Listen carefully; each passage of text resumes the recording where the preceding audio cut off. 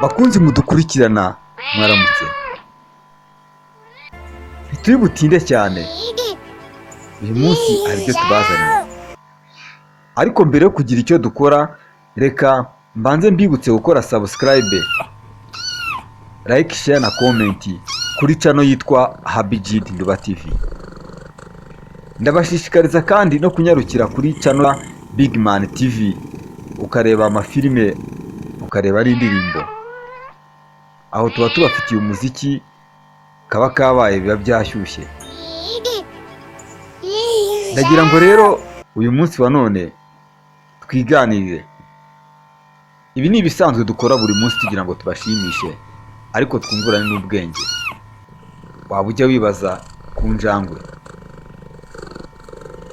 Si we wenyine, abantu benshi bagira amatsiko akomeye cyane ku njangwe, bakibaza uburyo ibana n'abantu igakina n'abana, ukaba utatinya gusiga umwana iruhande rwayo ukajya gukoranya mu gikoni, cyangwa se ukajya kwarura ibiryo byo kurya, cyangwa se ukajya no muri dushe, ukaba wizeye ko ese iryo sano ni sano nyabaki, isano ryatuma igisimba gihuza n'umuntu ku buryo n'umuntu ashobora kucyizera akagisigira umwana we yibyariye akumva nta kibazo.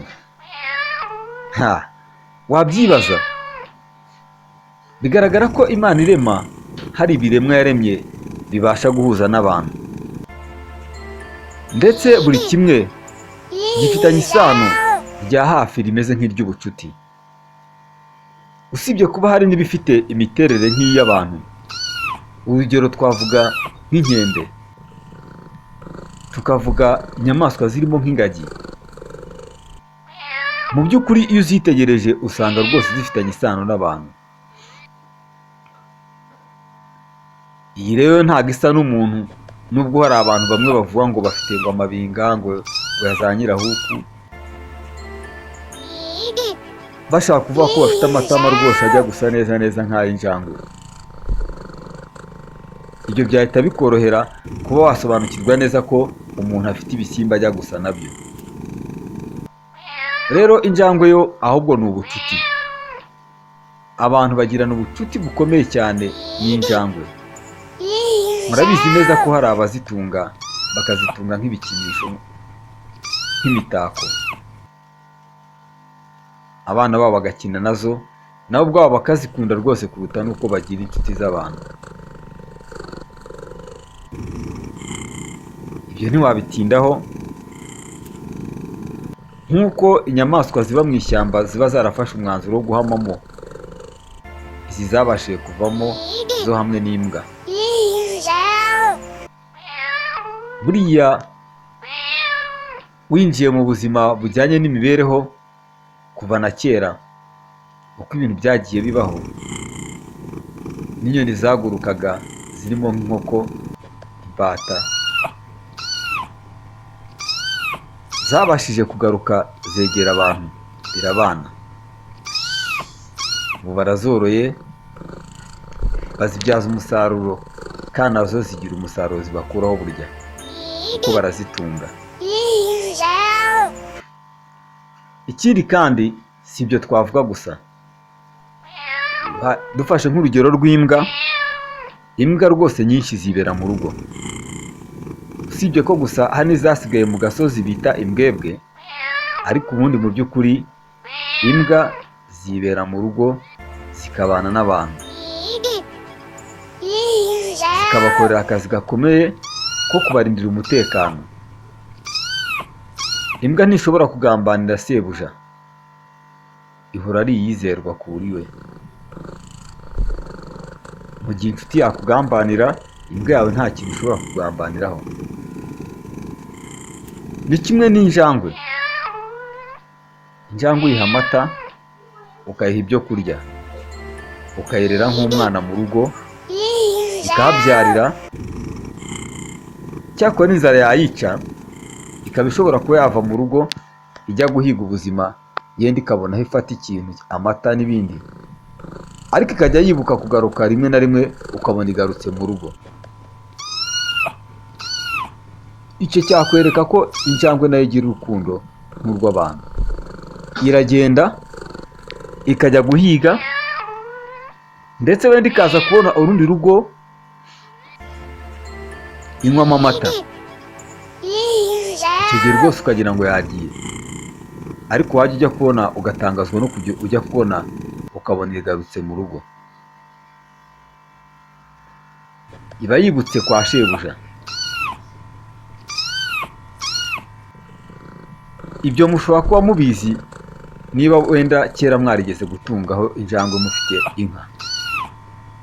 Nk'abantu batuye mu mujyi wa Kigali, ibyo byo kuri bo ni inzozi, kuko ikintu cyose kigendanye no korora ntabwo kiba kigishobotse.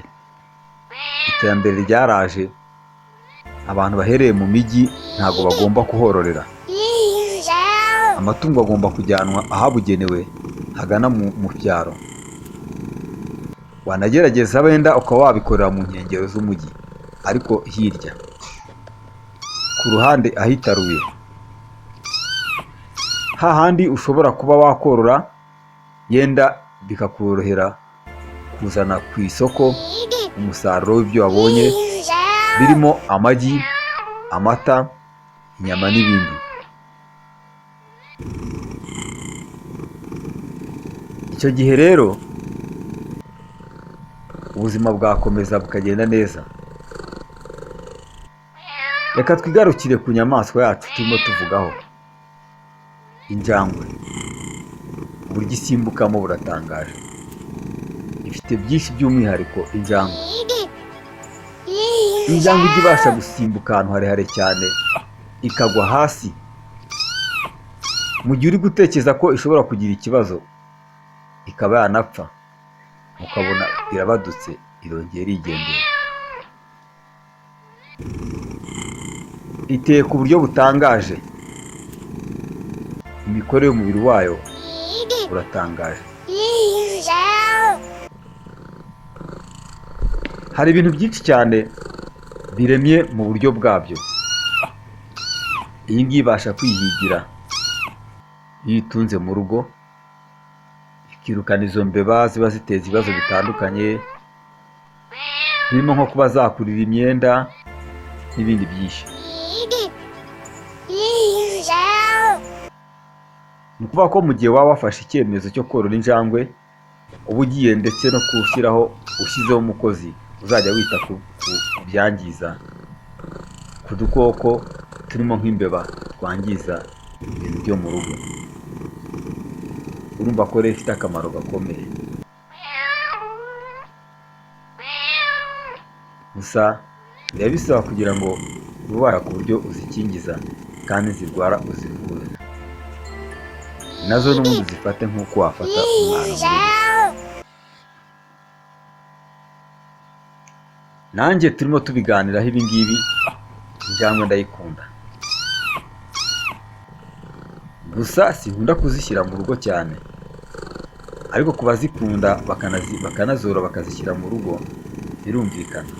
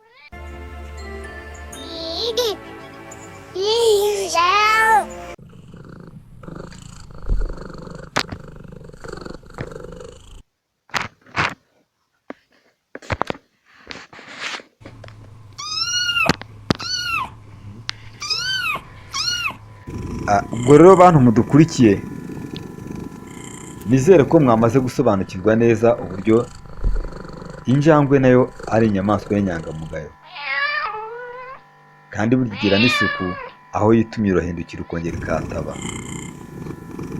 Murakoze rero, mukomeze kubana natwe kandi mwibuke gukora subscribe, iyo ni inkunga ikomeye cyane kugira ngo tujye tubasha kubagezaho video nk'izi. Murakoze, Imana ihire imirimo yanyu ya buri munsi.